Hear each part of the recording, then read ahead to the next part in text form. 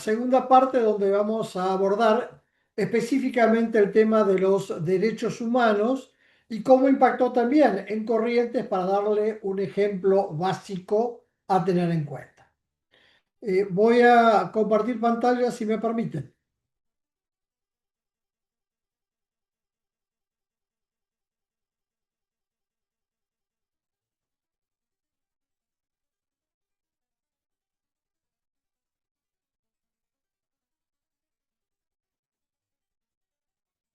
¿Se ve la pantalla? Sí, Doc, se Sí, ve. profesor, Perfecto, muchas gracias. se ve. Bueno, avanzamos entonces.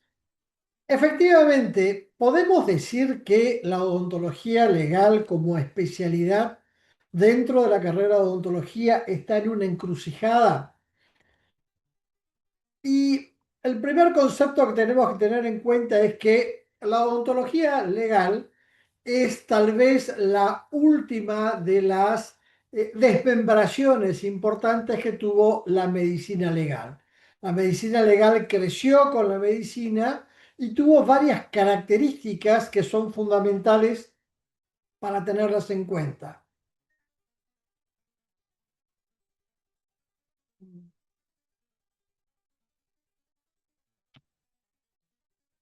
Primero, a partir del siglo XIX, la medicina legal se trata de una ciencia nueva que está enancada con los cambios en los juicios que se daban particularmente en la Francia posrevolucionaria. La idea es que la gente, el público, quería ver lo que estaba sucediendo y en consecuencia la única que podía dar esta peculiaridad al ambiente judicial o al ambiente forense propiamente dicha es nada menos que la medicina legal. Pero da la casualidad que la medicina legal surge en simultáneo, en realidad como una sola materia, con la higiene pública, que es el antecedente directo de lo que hoy entendemos por salud pública o salud colectiva, según el concepto que nosotros tomemos. Es decir, como primera medida se vio cómo actuar en los análisis de las cuestiones médicas vinculadas fundamentalmente a donde había grandes concentraciones poblacionales. Y esto no es casual porque aparece el impacto que van a tener las fábricas sobre los conglomerados humanos, razón por la cual la medicina legal y la higiene pública nacen juntas. Y hay un nuevo fenómeno político que tiene relación directa con la primera de las características que mencionábamos, que la gente comienza a exigir mayor participación en los ambientes forenses. Razón por la cual la medicina legal, esta ciencia madre de la cual nosotros derivamos, se convierte en una suerte de ciencia de coordinación, porque además de la medicina legal, de su odontología legal, también va a existir la criminalística, las técnicas de identificación humana y otras más, siempre vinculadas a la vieja rama de la medicina legal. Sin embargo, hay casos y antecedentes anteriores donde la odontología había tenido un papel preponderante, sobre todo en casos de gran relieve político y jurídico. En particular, el caso del asesinato de Lolia Paulina en tiempos de Nerón, el caso de Carlos el Temerario en 1477, también en Europa, y el caso de Joseph Warren en 1775, a lo que habría que agregar qué pasó con la identificación humana, la identificación particularmente de Captain Davis y después de George Washington en los Estados Unidos. Pero sin duda alguna es un episodio luctuoso como el incendio del Bazar de la Caridad eh, en Francia, donde la odontología legal pudo resolver cuestiones que la medicina legal no lo pudo hacer en ese momento. Y allí aparece esta figura legendaria del cubano Amoedo, quien hacia finales del siglo XIX, también en Francia, escribe su tesis doctoral El arte dentario en la identificación humana, o mejor dicho, en la medicina legal.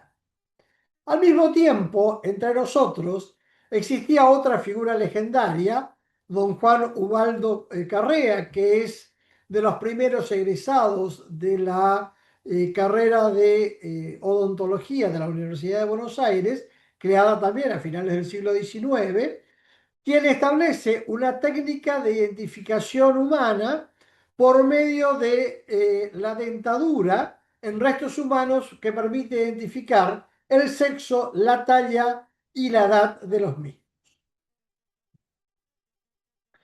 Decíamos en la clase pasada que nuestra profesión odontológica legal tiene en particular un trípode de funcionamiento. Por un lado está la odontología legal y forense, por otro lado está la ética, que nosotros lo hemos visto en el seminario de reflexión ético-profesional, y también está por otro lado la historia, que no puede prescindirse nunca cuando hacemos estos análisis.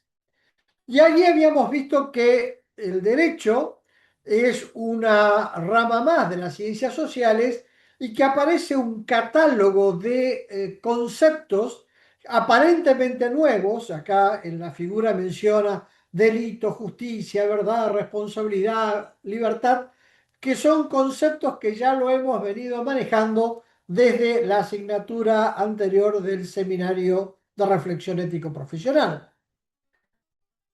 Y hacemos este anclaje basado en el libro de Moya Puello y colaboradores, que decía: la odontología legal es el estudio de la odontología en sus relaciones con el derecho. Y habíamos mencionado también que ese tipo de relaciones se daba en un ida y vuelta. En primer lugar, todo lo que el derecho puede brindar al ejercicio legal de la profesión de odontólogos, y la devolución que se hace en el ámbito de la odontología forense es todo lo que la odontología puede brindar al Servicio General de Justicia para la resolución de cuestiones en disputa. Entonces, evidentemente, el tema clave es qué entendemos por derecho. Durante mucho tiempo se entendió que el derecho no era otra cosa que plasmar, es decir, trasladar a un texto escrito una realidad social, y que esa realidad social era cambiante, naturalmente. El problema está que las personas, cuando nos movemos en comunidad, tenemos distintos tipos de relaciones o de normas. Por un lado están los que se llaman los usos sociales.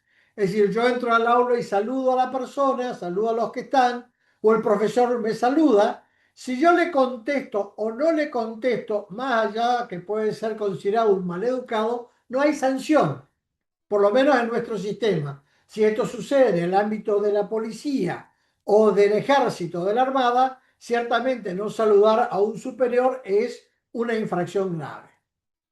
Existen también las normas consuetudinarias, es decir, aquellas actividades humanas que se repiten con cierta frecuencia y que todos consideramos que es correcto hacerlo.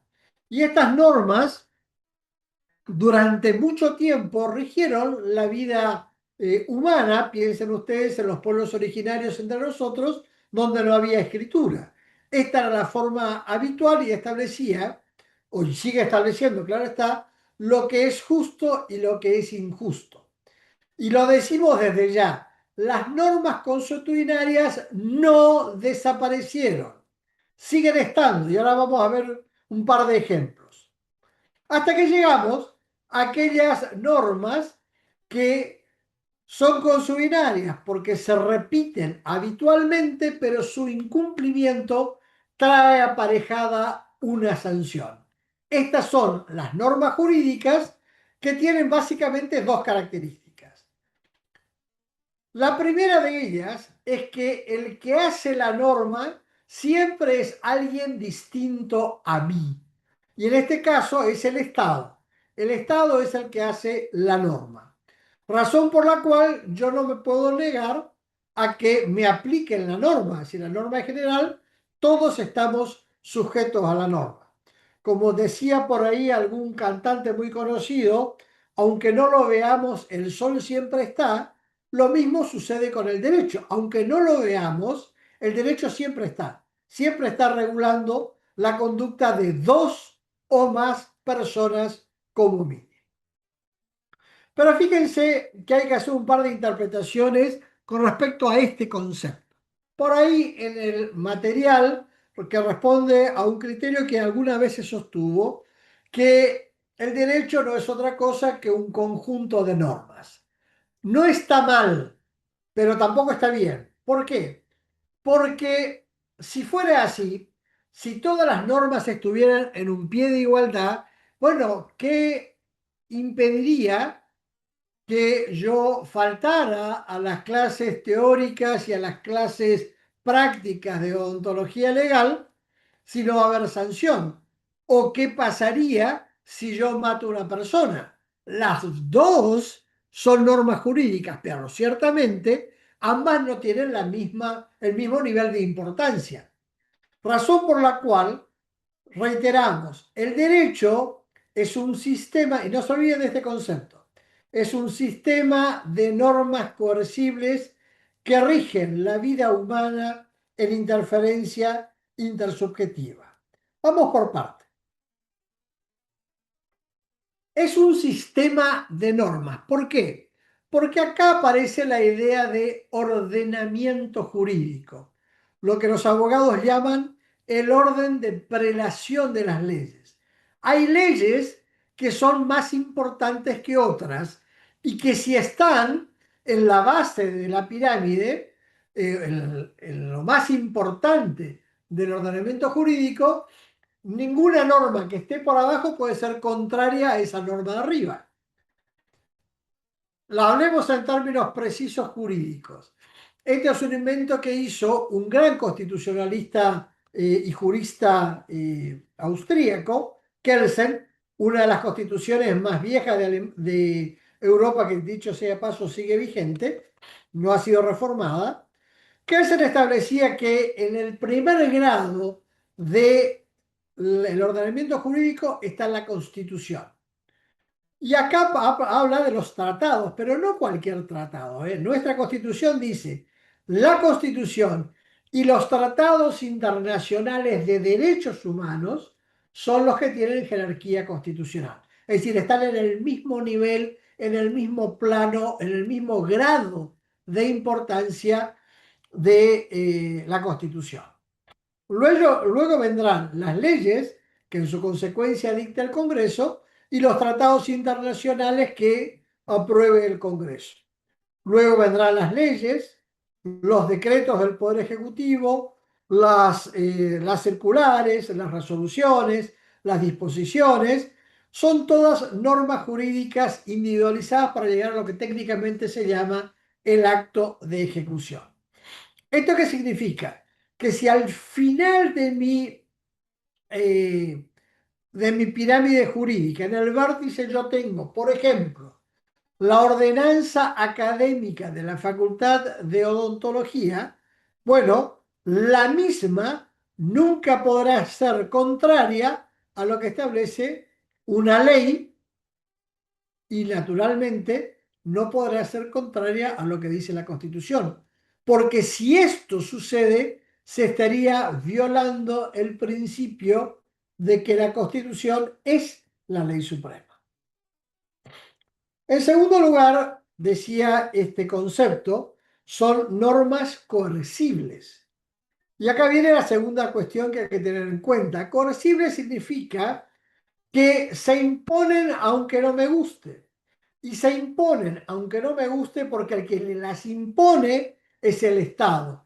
Y el que establece una sanción por el incumplimiento de esa norma también es el Estado. Por eso, técnicamente, ustedes lo van a leer en alguna bibliografía, cuando hablamos de este tema decimos que son normas heterónomas distintas a las autónomas. Es decir, yo puedo decir, bueno, hoy voy a estudiar odontología legal en el fondo de mi casa, desnudo porque a mí me gusta el frío que está en este momento. ¿Puedo hacerlo? En principio sí, puedo hacerlo. Salvo que, me dice la Constitución. La Constitución me dice que yo tengo libertad o todas mis conductas están sujetas a Dios, salvo que sucedan tres cosas. Que altere el orden público, que altere la moral pública y que altere la seguridad pública. Imagínense, yo estoy desprovisto de ropas, con luz, con un reflector en el patio de mi casa en este momento, y en el fondo de mi casa hay un edificio donde cualquier persona, sin hacer ningún esfuerzo ni escalar un muro, puede ver lo que sucede en mi casa. Seguramente, como soy yo, que soy feo, es muy probable que reciba una denuncia, que si se tratara de una mujer linda, es muy probable que esto no suceda. Pero técnicamente el derecho dice que cualquier persona que se sienta afectada en su moralidad puede hacer esa denuncia. Lo mismo sucedería si yo tengo una casa donde no tengo muros en el fondo, sino que tengo un alambrado o una ligustrina donde es muy fácil poder ver. En ese caso también estaría violando el principio de la moralidad pública que asegura la Constitución. Ahora, ¿qué significa? Que siempre puede haber sanción. El Código Penal me dice, el que matare a otra persona sufrirá una prisión de 8 a 25 años. Esa es la conducta. Y también me dice la misma ley, si yo tengo que pagar una cuenta un día determinado y me olvido de pagar y pasa el tiempo, yo voy a tener intereses punitorios y en consecuencia yo voy a tener que pagar mi compromiso fiscal más la multa. ¿No me puedo negar? No, no me puedo negar. Esto es lo que se llama la coercibilidad. Claro que cuando vemos estas cuestiones se nos convierte un poquito más complicada en qué podemos entender cuando tenemos que hablar, por ejemplo, del matrimonio. Quédense tranquilos, nadie está obligado a casarse, pero el matrimonio es un acto jurídico, en consecuencia, tiene que cumplir con determinadas pautas. La ley me dice, por ejemplo, que para que el matrimonio sea válido, yo tengo que ser mayor de edad, prestar el consentimiento de manera libre, sin presiones de ningún tipo y con testigos frente a un funcionario público. Entonces la ley me dice, si tú quieres que tu matrimonio sea válido, tienes que cumplir esto. O sea, si vos estás borracho, si vos lo tenés a tu suegro con una pistola en la nuca, diciendo de sí que sí, que una gran siete, si no te pego un balazo, porque no te casas con mi hija, en ese caso no hay libertad para tomar la decisión. Y la ley me dice, este hecho puede ser anulable, o sea, quédense tranquilos, nadie está obligado a casarse. Y finalmente una frase un poco complicada que decía, el derecho es un sistema de normas coercibles que rigen la vida humana en interferencia intersubjetiva. Este concepto, que ha ido cambiando a lo largo del tiempo, y ahora lo veremos enseguida, lo primero que me está diciendo es que solamente va a haber derecho cuando hay sociedad. ¿Esto qué significa? Que tiene que haber más de dos personas, dos o más personas, para que haya derecho, y esa norma tiene que ser establecida precisamente por el Estado. Alguien distinto a mí es el que hace la norma. Si no, no hay derecho. ¿Y por qué decimos que esto ha cambiado? Porque sobre todo en los derechos de última generación, los derechos humanos, los animales también tienen derecho a compartir con nosotros esto que es llamado ya ambiente y no medio ambiente, como veremos enseguida. Este derecho, a los fines de tranquilizarnos, establece dos tipos de derechos. La clasificación principal es distinguir entre el derecho público o privado. Dicho sea de paso, clasificaciones van a encontrar infinitas, pero con que sepamos esta ya estamos tranquilos. ¿Hay diferencia entre los dos? Ciertamente que sí. ¿Por qué? Porque en el derecho público es un derecho de subordinación. ¿Por qué? Porque tengo al Estado por un lado y por debajo estamos los ciudadanos o los administrados que tenemos relaciones que nos fija el Estado. En cambio, el derecho privado es un derecho de coordinación. ¿Qué significa? Que todos los ciudadanos estamos en un pie de igualdad y reclamamos nuestros derechos, que naturalmente implican también al mismo tiempo deberes que pueden ser reclamados solamente entre las partes. Dentro de este derecho público, ciertamente el más importante, el que va a impactar en todos los derechos, es el derecho constitucional. Si la Constitución argentina regula el funcionamiento del Estado, sus poderes, y particularmente establece con notable precisión cuáles son los derechos, los deberes, las garantías que tienen todos los ciudadanos frente al Estado. Y a renglón seguido, el derecho tal vez más importante que aparece va a ser, por un lado, el derecho administrativo, que es el que regula el funcionamiento del Estado, y por otro lado, que es fundamental para nosotros, el derecho penal. ¿Por qué es fundamental? Porque el derecho penal es una suerte, como decía un gran dogmático del derecho penal, el doctor Sebastián Soler, el derecho penal no es otra cosa que un libro de historia de la civilización en un lugar y en un momento determinados. Y esa sociedad va cambiando y en consecuencia van cambiando los derechos, con un aditamento fundamental. Si la conducta prohibida u omitida no está expresamente prevista en el Código Penal, no es delito. Piensen ustedes, por ejemplo, hace algunos años atrás, 15 años atrás todavía, se establecía el delito de infanticidio. El infanticidio era la muerte por parte de la madre o de los familiares directos de una persona recién nacida mientras estaba bajo la vigencia del estado puerperal. Esto significa ese cambio natural biológico que se produce desde la separación del seno materno hasta cuando se recupera la habilidad para volver a engendrar. Durante mucho tiempo se entendió que la mujer podía matar a ese recién nacido para ocultar la ofensa pudorosa de haber tenido un hijo sin estar casado. Eso que estaba perfectamente admitido y se entendía que era un delito, si bien doloso, tenía una pena que estaba aminorada por esta vinculación, eh, ciertamente que cambió con la civilización. Hoy a ninguno de los que estamos hoy en clase se nos ocurre que está mal visto que una mujer tenga su hijo sin estar casada.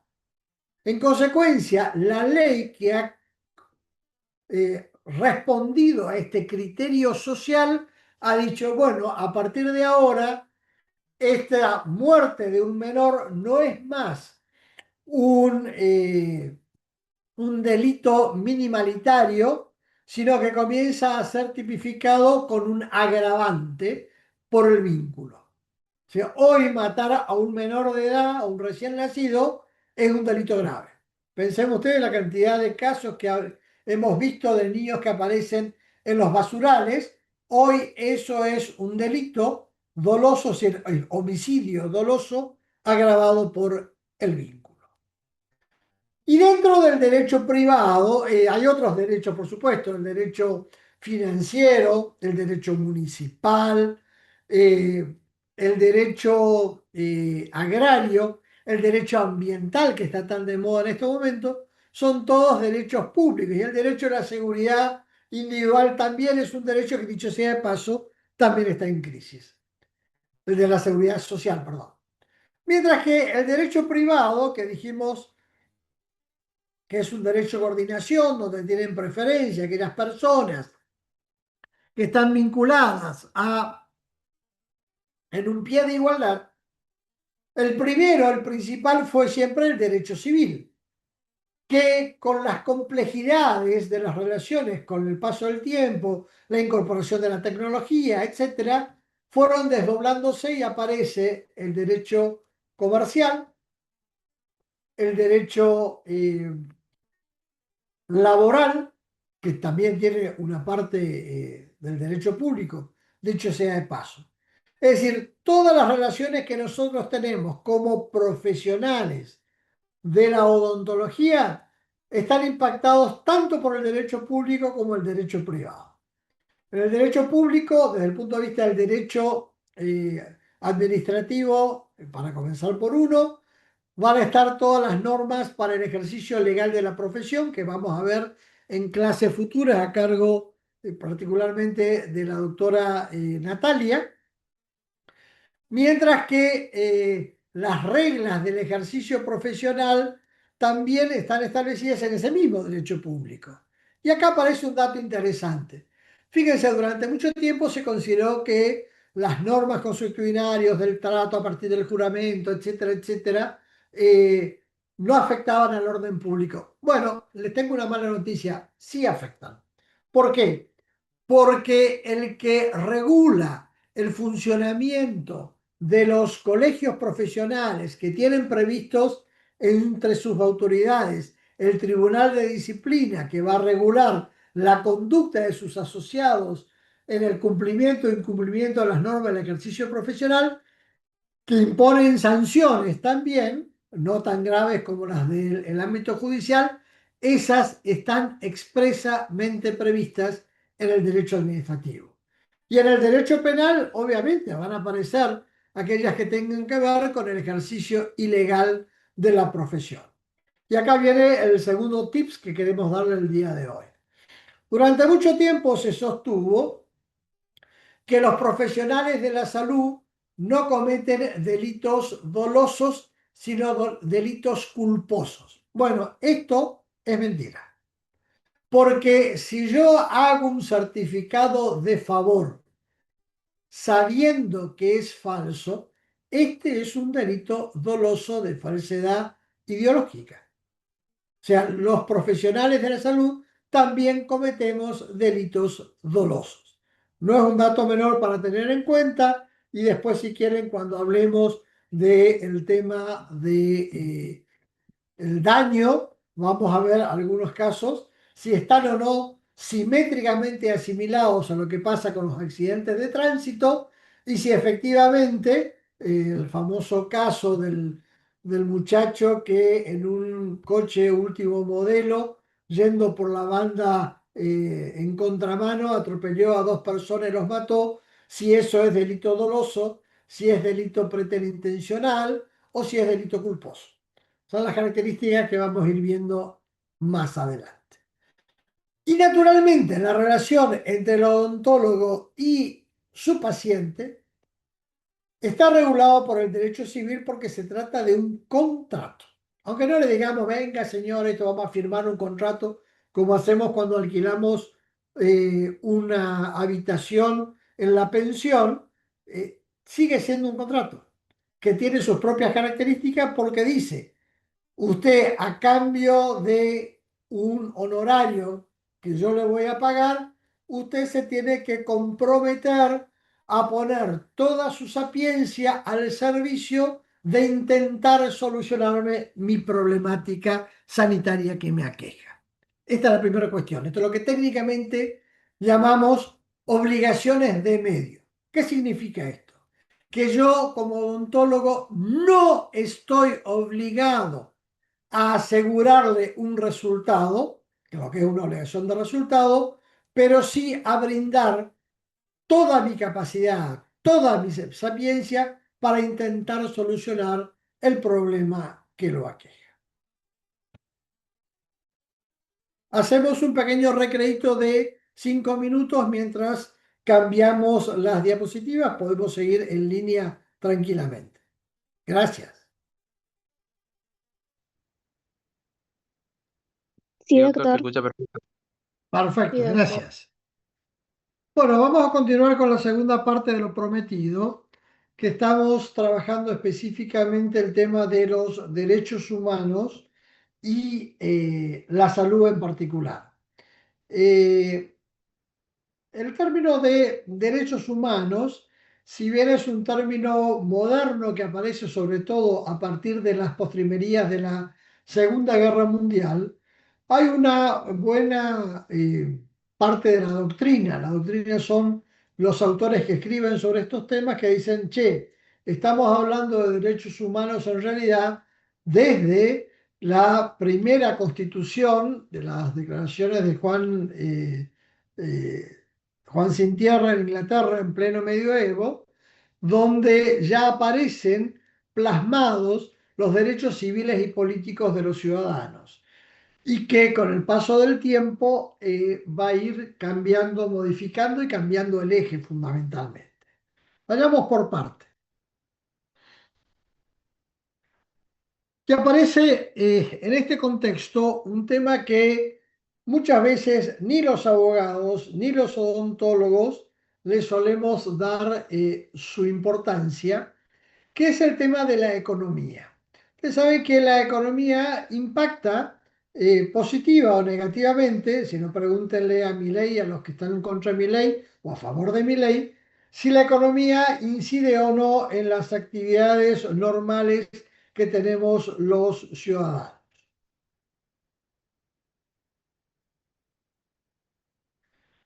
Y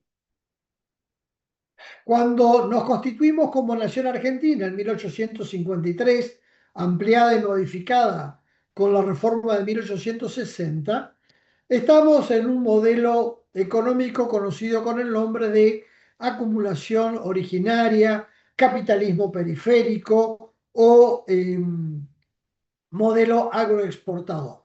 ¿Qué establecía este sistema? Que había una interrelación directa entre el Estado, la economía y ciertamente la sociedad. ¿Cuáles eran los ejes sustanciales para este funcionamiento?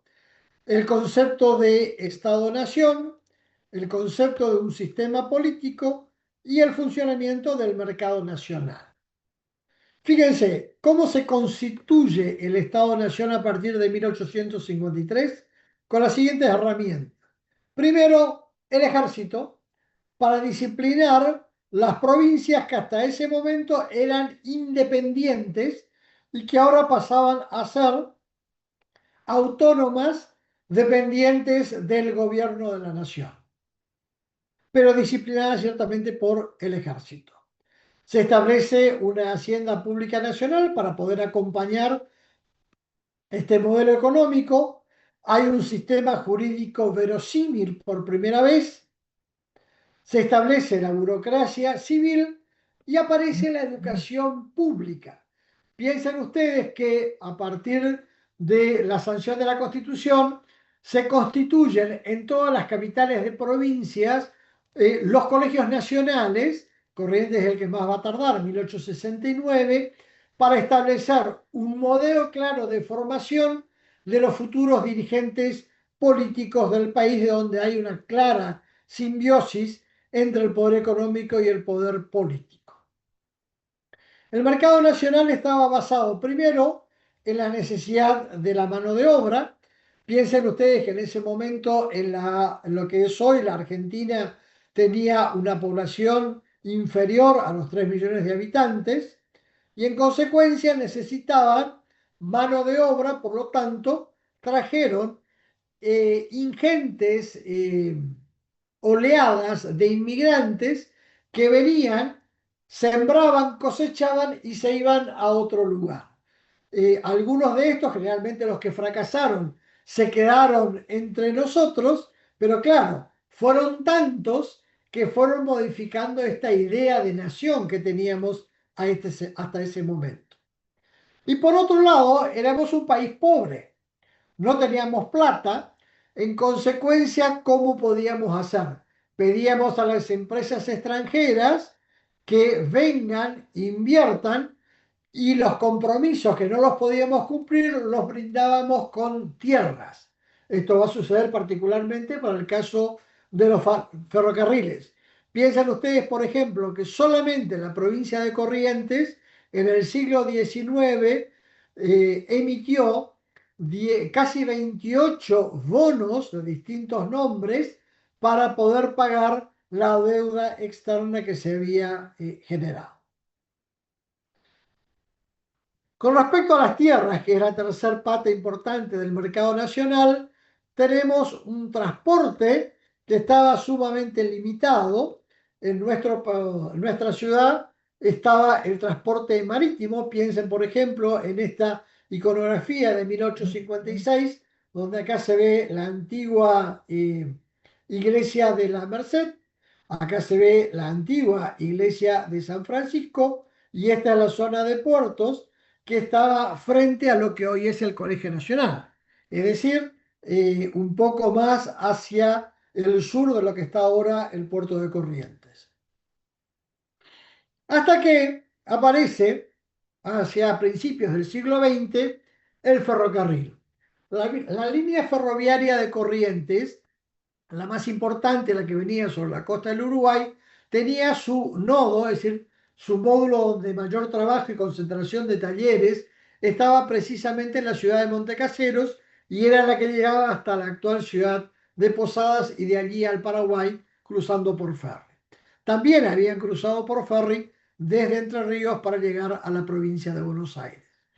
Y entre nosotros, para conectar con precisamente Montecaseros, se va a construir a instancias de una empresa francesa un tren de trocha angosta cuya velocidad era equivalente a la del paso humano, que era la que recolectaba los productos que se consumían en las ciudades.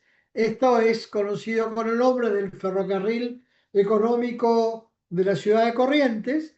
Este es el proyecto que sigue estando vigente porque es hoy el edificio del Ministerio de la Producción de Corrientes, que está frente a la mal llamada Plaza de la Libertad. Digo esto porque para aquellos que vivimos en el barrio sabemos que la plaza siempre se llamó Juan Esteban Martínez y que el barrio en realidad es el Libertad.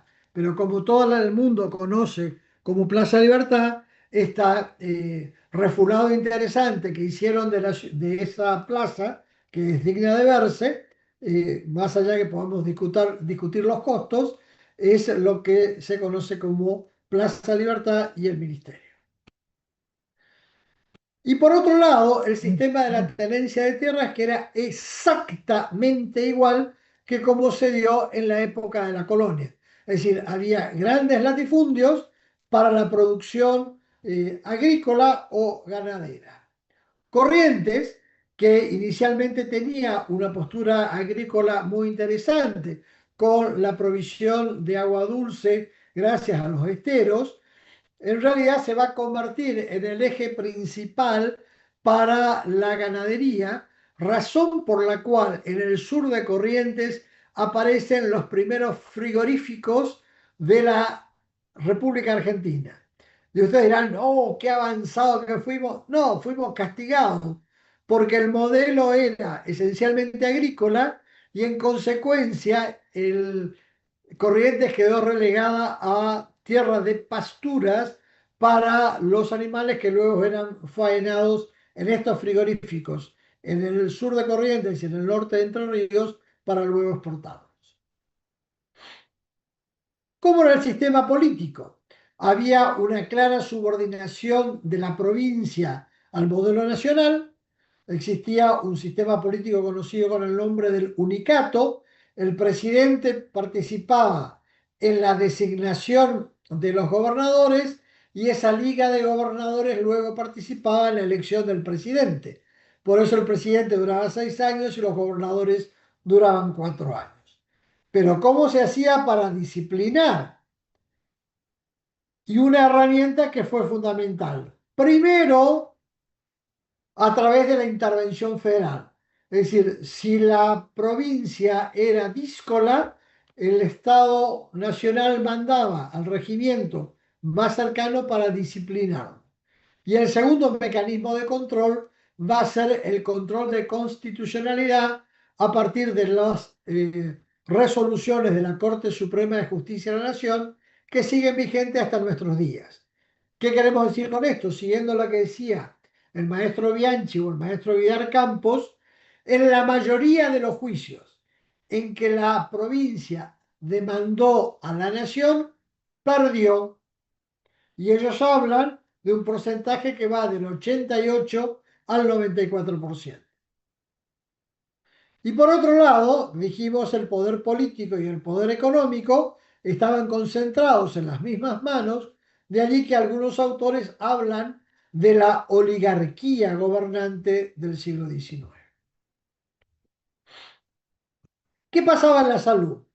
La salud, que había sido esencialmente individual, que se había convertido en científica, sobre todo a partir de las enseñanzas del maestro de la isla de Kos, y que había tenido una gran incidencia desde el punto de vista ético, a partir de 1848, con una revolución liberal, se convierte en social. Es decir, el reclamo de la sociedad en su conjunto, y particularmente los obreros, frente al manejo del imperialismo británico en especial. De allí que existían hasta este modelo dos ideas distintas a cómo surgían las enfermedades. Por un lado estaban las ideas contagionistas y por otro lado estaban las ideas anticontagionistas. Para un grupo importante que venía del modelo norteamericano, fíjense que se hablaba todavía del problema de los humores y de la física, tanto que en inglés al médico no se le dice médico, sino se le dice physician, que es físico, justamente por esta teoría de los humores. Pero cambia, sobre todo a partir de Bosch, cuando aparece la bacteriología y aparece una nueva disciplina que es la medicina tropical, que algunas complicaciones también van a traer en nuestro modelo. ¿Qué pasaba en nuestro país? Pues lo que es hoy el escenario nacional. La primera autoridad sanitaria fue el protomedicato que dependíamos inicialmente del de Perú hasta que en tiempos del virrey Vértiz se constituye en nuestro país, particularmente en Buenos Aires, cumplía varias funciones. Primero, el que tomaba las decisiones en casos de las medidas profilácticas más importantes, es el que controlaba y celaba el ejercicio de las profesiones de la salud, era el que permitía la compraventa de los esclavos, que no hubo mucho, pero que ciertamente los hubo, y que era el que tomaba las decisiones o las recomendaciones para los tribunales vinculadas a cuestiones médico-legales. En Corrientes, el que tomaba esas decisiones siempre fue el cabildo, que era la autoridad más cercana que existía. Es más, el cabildo llegó a prohibir, por ejemplo, que en tiempos de epidemia se abandone un pueblo frente a la huida de los pobladores de Santa Lucía de los Astos frente a una epidemia, y hubo sanciones importantes. Entre 1810 y 1853 A nivel nacional existía un tribunal de medicina que se crea en 1822, reemplazando al protomedicato, mientras que en Corrientes existían los médicos y boticarios de Estado. Había un médico y había una botica que tomaba estas decisiones. En 1853 al 83 va a funcionar el Consejo de Higiene Pública a nivel nacional, más detallado porque por primera vez se dividen las funciones que hasta ese entonces tenía el protomedicato en actividades que van a estar a cargo del Consejo de Higiene Pública por un lado, la Academia de Medicina por otro y la Universidad de Buenos Aires por otro en la formación de los profesionales. Mientras que en Corrientes tenemos el Tribunal de Medicina. Pero claro, ¿cuáles dificultades a nivel nacional tenían estos tres primeros? Que estaban integrados por comisiones de médicos y no había muchos médicos para llevar adelante estas decisiones.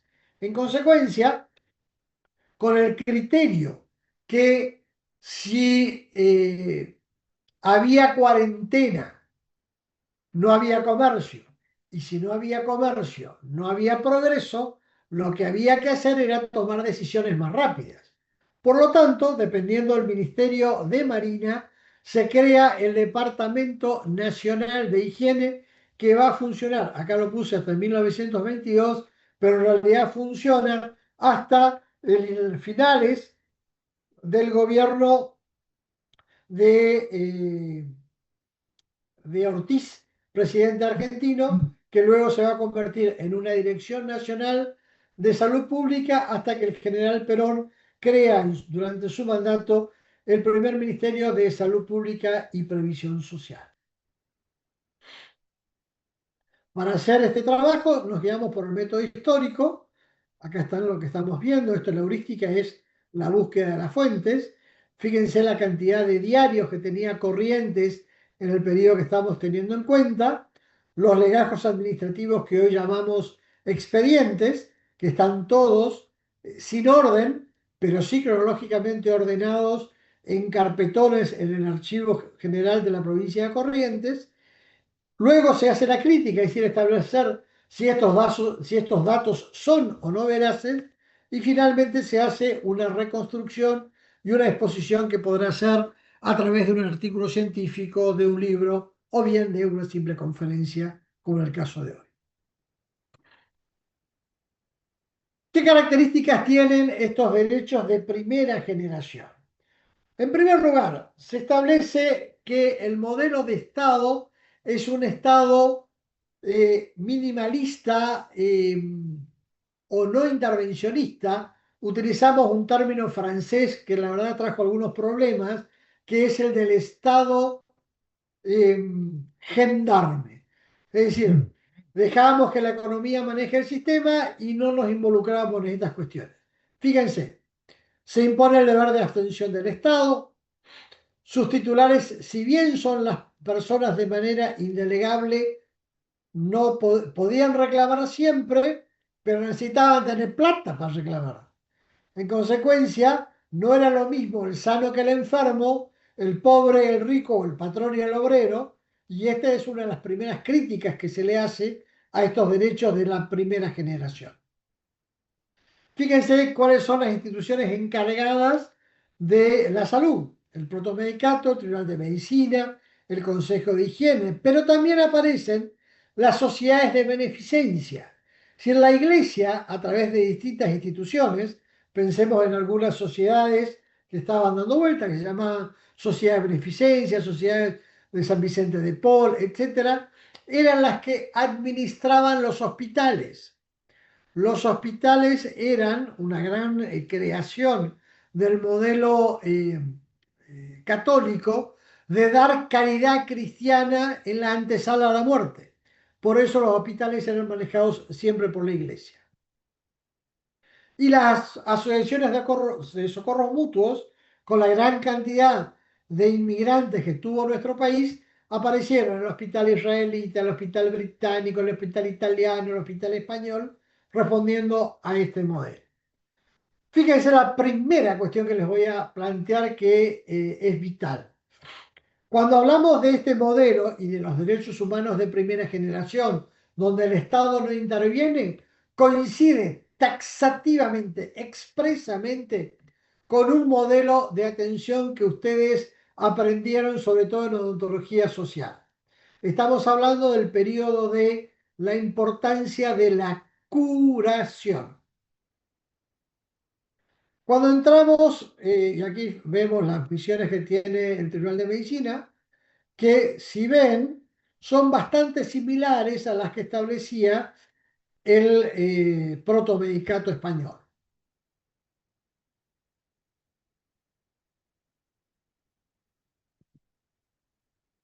Y el tercer apartado dice celar el ejercicio de la medicina, de la farmacia y las demás ramas del arte de curar. ¿Cuáles eran las demás ramas del arte de curar? Farmacias, parteras, flebótomos y un artículo con 3 renglones vinculados a los dentistas. Ahora, en este periodo, ciertamente, no hay formación universitaria en nuestro país de los eh,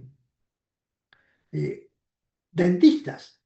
Razón por la cual vamos a tener dos momentos interesantes. El primero de ellos, que tiene que ver con la autorización para el ejercicio profesional a una multiplicidad de profesionales, pero que todos tenían varios títulos.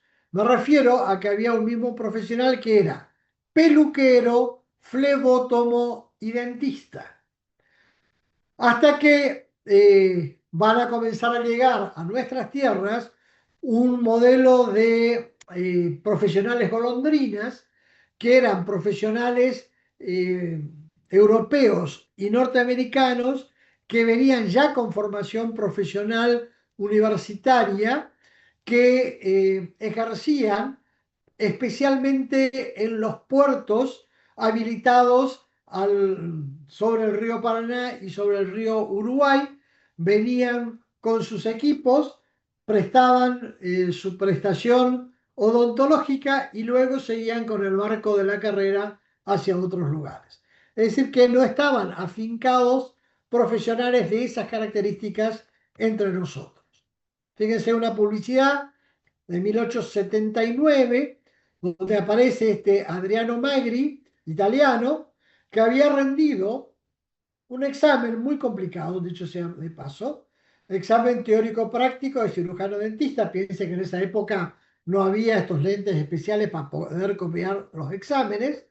Estos exámenes se rendían o en el Club de Progreso o en el aula magna del Colegio Nacional.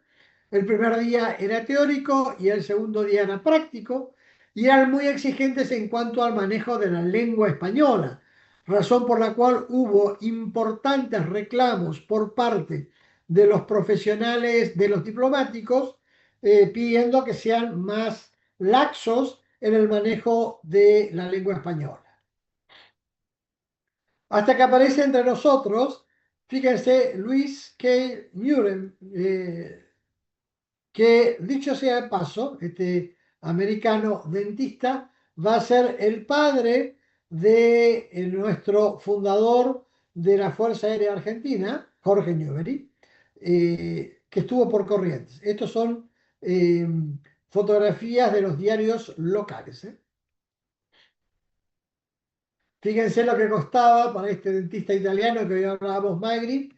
La extracción de muelas y raíces era de 2 pesos fuertes, emplomadura con plata o platina era de 2 pesos fuertes, si era símil pero con oro ya era 4.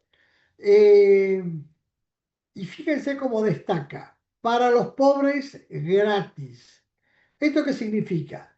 Que para poder ser pobre de solemnidad, tenía que tener una papeleta que le daba el juez de paz del lugar diciendo que fulano de tal no tenía bienes para poder cubrir los honorarios profesionales. Razón por la cual este dentista que estamos viendo acá, Antonio Canevaro, se va a ofrecer para brindar sus servicios en el hospital de hombres de Corrientes, de mujeres, y durante mucho tiempo no va a ser aceptado hasta muy entrado el siglo XX. Hasta que llega a nuestras tierras un médico y odontólogo, George Dunster, hijo de un diplomático norteamericano que había hecho todo su secundario en Rusia y cae a estas tierras a trabajar acompañándole a Newbery y otros más y cometió el error, gracias a Dios, de enamorarse de una correntina, razón por la cual se va a instalar en la ciudad de Corrientes, va a ser el primer odontólogo. Hay un libro muy interesante que escribió el primer profesor titular de nuestra asignatura, don Feliciano Muñoz, sobre este personaje muerto como Jorge Dunster entre nosotros y que va a tener un protagonismo inigualable en lo que hace al progreso en Corrientes, entre ellos, por ejemplo, haber sido uno de los instigadores mayores de las cooperativas eléctricas que comienzan a funcionar al principio del siglo XX, porque él necesitaba importar los primeros equipos eléctricos de esas características para nuestra ciudad. Pero ciertamente existía lo que técnicamente se llamaba curanderismo. Curanderismo era el ejercicio de cualquier profesión del ámbito de la salud, de las que vimos hoy que estaban reglamentadas, que no hayan pasado por el Tribunal de Medicina, es decir, que no hayan rendido el examen en el Tribunal de Medicina o en su sucesor, el Consejo de Higiene Pública. Pero ¿cuál era el problema? Es que no había profesionales formados en el interior, o sea, profesionales con título habilitados por el Tribunal de Medicina para ejercer. Entonces, el ministro de Gobierno de la provincia manda una circular a todos los jueces de paz de la provincia, invocando este reglamento de 1862, donde establece ciertas pautas de tolerancia para el ejercicio de las profesiones de la salud. Primero, en el lugar no tenía que haber un profesional matriculado con formación universitaria, tenía que haber moderación sin pretender reclamos judiciales para el cobro de sus honorarios. Los honorarios tenían que ser ciertamente moderados y si no había sanciones. Y aquí aparece el primer caso judicial sobre este tema, que es el caso judicial Fava, donde el máximo tribunal de Corrientes, en ese entonces la Cámara de Apelaciones, estableció que el único que puede fijar pautas claras y autorizar el ejercicio de la profesión, y esto no es revisable judicialmente, es el Tribunal de Medicina. Dicho sea de paso, estaba integrado por médicos y luego estará integrado también por farmacéuticos. Luego viene el Consejo de Higiene, que va a modificar, hacer desaparecer el Tribunal de Medicina, con algunos idas y venidas hasta que por ley 1920 se crea la Dirección General de Salubridad de la provincia de Corrientes y se le pone nada menos que a este hombre extraordinario, que es correntino de suerte nomás, que es el doctor Coni. Emilio Ramón Coni es el hijo de un imprentero muy famoso de Buenos Aires que estaba emparentado con gente en Buenos Aires y la madre de Connie venía embarazada en el barco y alumbró a este niño que según la normativa marítima de la época tenía que ser anotado en el primer puerto argentino, que era Corrientes, por lo tanto va a ser correntino este muchacho, que va a ser considerado el primer médico de ciudades, discípulo directo de Rawson, un hombre que contribuyó muchísimo a la legislación sanitaria en la Argentina. Este hombre diseñó para Mendoza un modelo sanitario aprovechando las acequias que habían construido los indios. Por lo tanto, hasta el día de hoy, si ustedes visitan Mendoza, se darán cuenta que es una ciudad sumamente limpia a pesar de no estar cerca del agua. Y muchas de las decisiones las toma este hombre.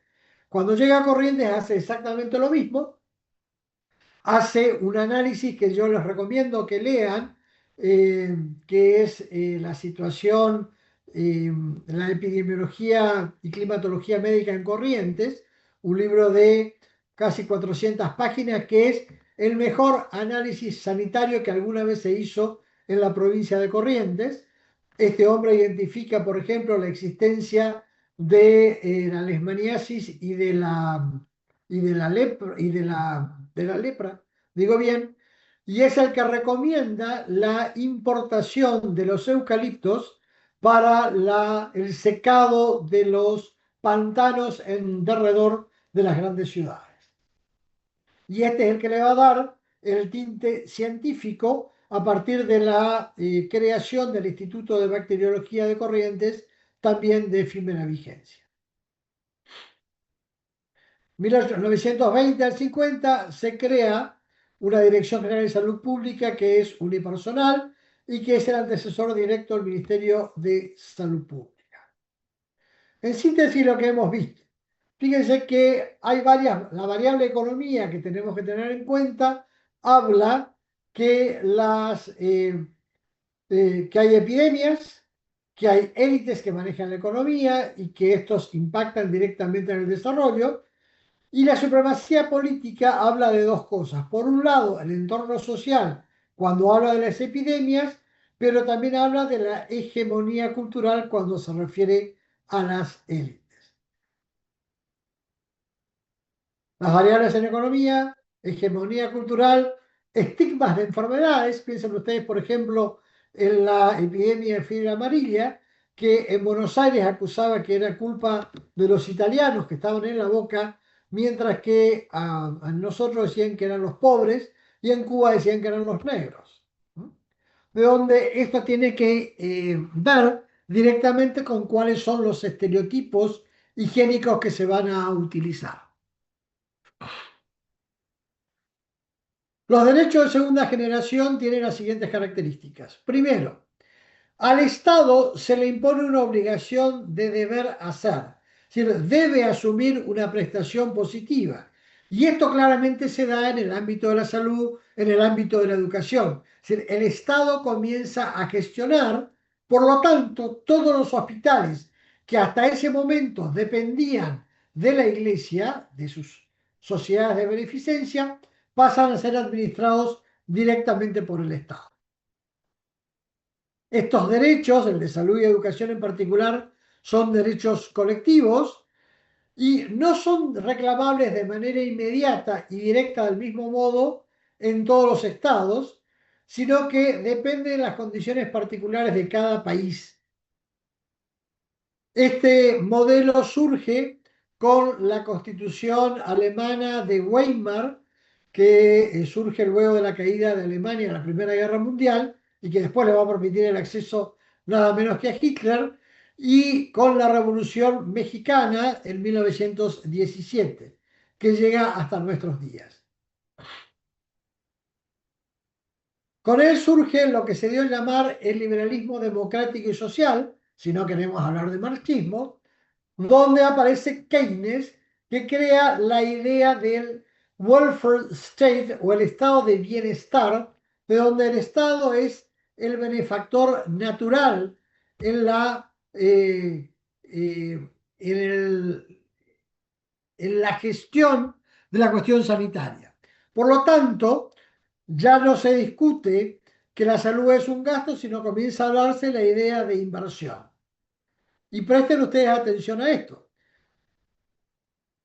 El artículo 37 de la Constitución Nacional de 1949 rimbombantemente decía: el cuidado de la salud física y moral de los individuos debe ser una preocupación primordial y constante de la sociedad, a la que corresponde velar para que el régimen del trabajo reúna los requisitos adecuados de seguridad e higiene, al revés en realidad, no exceda las posibilidades normales del esfuerzo y posibilite la debida oportunidad de recuperación por el reposo.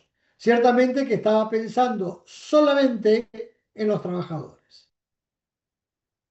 Acá tenemos la foto donde el primer ministro que tuvo Corrientes de Salud Pública, el doctor Castillo, que está acá acompañado de la esposa del primer mandatario, que es este hombre de musculatura importante, que era el general Velasco a la sazón, el primer gobernador peronista que tuvo la provincia de Corrientes. Ellos van a crear el Ministerio de Salud Pública y Previsión Social en 1950. Esto después va a cambiar de nombre, pero fíjense, siguiendo el modelo nacional, la autoridad importante no era el ministro de Salud Pública, sino era el representante del Ministerio de Salud Pública y Previsión Social de la Nación en Corrientes. Era una suerte de coordinador para todo el Nordeste, que fue la figura del doctor Osvaldo Benjamín Serrano, un hombre legendario, un hombre muy vinculado al estudio de las cuestiones de otorrinolaringología vinculadas particularmente al cáncer, que tuvo entre sus actividades dos grandes actividades truncas. Por un lado, la maternidad escuela, que se construyó en la ciudad de Corrientes, que no llegó a entrar en vigencia y que mucho tiempo después, estamos hablando de 1976, se constituye el Hospital Escuela de la Universidad, de la Facultad de Medicina de la Universidad Nacional del Nordeste, llamado José Francisco de San Martín. Es el único homenaje que se le hizo a San Martín donde no lleva su jerarquía militar, dicho sea de paso. Y el hospital, que era la ciudad hospital, se construyó donde hoy es el barrio Ferré, a la bajada del puente, frente a la obra nueva imponente que están haciendo frente a la vieja cárcel, donde los edificios eran la parte de alojamiento para atención de los pacientes, las cuestiones centrales y quirófanos estaban en una parte que ha sido reformada, que hoy es un gran complejo deportivo que está bien enfrente a la cárcel, y todas estas tienen conexiones subterráneas que han sido bloqueadas con el paso del tiempo. El gobierno de la Revolución Libertadora decidió convertir este hospital, que se había hecho con fondos de la Fundación Eva Perón, en el tercer barrio obrero de la ciudad de Corrientes. En consecuencia, a partir de este ministerio de Castillo, también cambia el paradigma sanitario en Corrientes, que se va a hacer cargo de toda la gestión pública. Y estos derechos de segunda generación, habíamos dicho, generan, según lo que estudiamos en la ontología social, una nueva etapa que conocemos con el nombre, coincide con los derechos de segunda generación, lo que conocemos como prevención. Y ustedes saben que después de la prevención hay una tercera etapa sanitaria que es la promoción. Y esta coincide taxativamente con lo que establecen los derechos de tercera generación. ¿Qué dice? Se reclama el derecho ante el Estado porque es él quien debe asegurar su cumplimiento. También se lo hace ante la comunidad internacional y el titular para ejercerlo puede ser tanto el Estado como la propia comunidad. Se puede exigir su cumplimiento no solamente el Estado, sino la comunidad internacional. Y ustedes dirán, Monzón enloqueció. No, fíjense que es coincidente con lo que decíamos hoy de la aparición del término de derechos humanos después de la Segunda Guerra Mundial. Es decir, fue tal la violación por parte del Estado de los derechos de los ciudadanos que decidieron cambiar hasta el nombre, no se hablaba más de derechos económicos, culturales y sociales, sino que se comienza a hablar ya de derechos humanos. Y estos tienen jerarquía constitucional. Fíjense ustedes que vinculado al tema de la salud hay referencias puntual en la Declaración Universal de Derechos Humanos, artículo 25, apartado 1, en la Declaración Americana de los Derechos y Declaraciones del Hombre y del Ciudadano, en el apartado 11, en la Convención Interamericana de Derechos del Niño, artículo 24 al 26, en el Pacto Interamericano de Desarrollo, artículos 12, y en todas las convenciones sobre discriminación. Según nuestra Constitución, reformada en 1994, estas declaraciones tienen jerarquía constitucional. Entonces, ¿en presencia de qué estamos? Si aplicamos la matriz FODA para hacer una investigación, primero, hay un fácil acceso a la jurisprudencia en corriente sobre el tema de salud. Hay una predisposición excelente y permanente a los directivos del personal del Poder Judicial y de su biblioteca para poder acceder a esta información. La primera debilidad es que a veces las respuestas no son fidedignas o los que están integrando el grupo se quieren ir. Y las amenazas es que hay un tiempo transcurrido entre la recolección de los datos y la presentación de los informes. Si el día de mañana ustedes pretenden hacer un trabajo vinculado a los derechos humanos de la salud en Corrientes. En síntesis, la Constitución de Estados Unidos de 1787 no reguló los derechos porque esos ya estaban regulados en las constituciones de los Estados miembros, que van a ser luego incorporados en las enmiendas, en particular de la 1 a la 14, porque se dieron cuenta que la misma cuestión no estaba regulada de similar manera en las distintas constituciones estaduales. ¿Qué pasó con la Constitución argentina? Tuvo sus tres etapas que hemos visto. El constitucionalismo liberal o clásico, que se da a partir de la sanción de la Constitución de 1853, reformada en el 60.